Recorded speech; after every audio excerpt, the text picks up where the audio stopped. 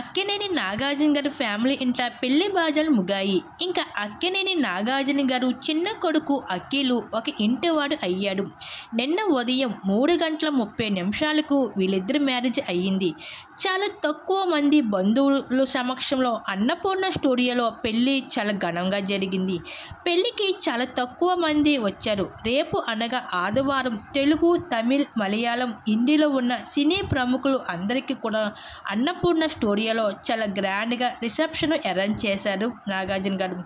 ఇవన్నీ దాదాపు 5,000 పైగా సినీ ప్రముఖులు బంధువులు వచ్చేయబోతున్నారు ఈ రిసెప్షన్కి.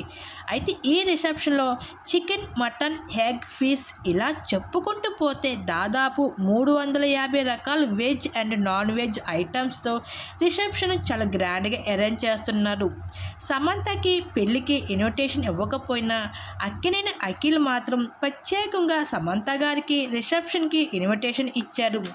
నా కోసం అయినా తప్పకుండా రావాలి సమంత అంటూ ప్రత్యేకంగా సమంత గారికి ఇన్విటేషన్ ఇచ్చారు అక్కినేని అఖిల్. అయితే అక్కినేని అఖిల్ పెళ్ళి చాలా సింపుల్గా తెలుగు సాంప్రదాయం పద్ధతిలో చాలా తక్కువ మంది బంధుమిత్రుల సమక్షంలో మ్యారేజ్ చేసుకున్నాడు. తెలుగు ఫిలిం ఇండస్ట్రీలో one of the Akkineni Nagarjuna గారికి కొన్ని వేల కోట్ల ఆస్తులు ఉన్నాయి. అన్ని వేల కోట్ల ఆస్తులు ఉండి కూడా పెళ్ళి ఇంత సింపుల్గా ఎందుకు చేశారు అన్నది సినీ ఇండస్ట్రీల నుండి చాలానే కారణాలు వినిపిస్తున్నాయి. అఖిల్కి దాదాపు 8 years బ్యాక్ ఆల్రెడీ నిశ్చితార్థం అయ్యి క్యాన్సిల్ అయిపోయింది. అఖిల్ దాదాపు 8 ఏళ్ల పాటు పెళ్లి చేసుకోపోయినా సరే ఇప్పుడు చేసుకోబోతున్న అమ్మాయితో రిలేషన్షిప్లో ఉన్నాడు. అయితే ఇందులో ట్విస్ట్ ఏమిటి అంటే అఖిల్ కంట ఆ అమ్మాయి 9 ఏళ్ల పాటు పెద్దది అఖిల్ కంట.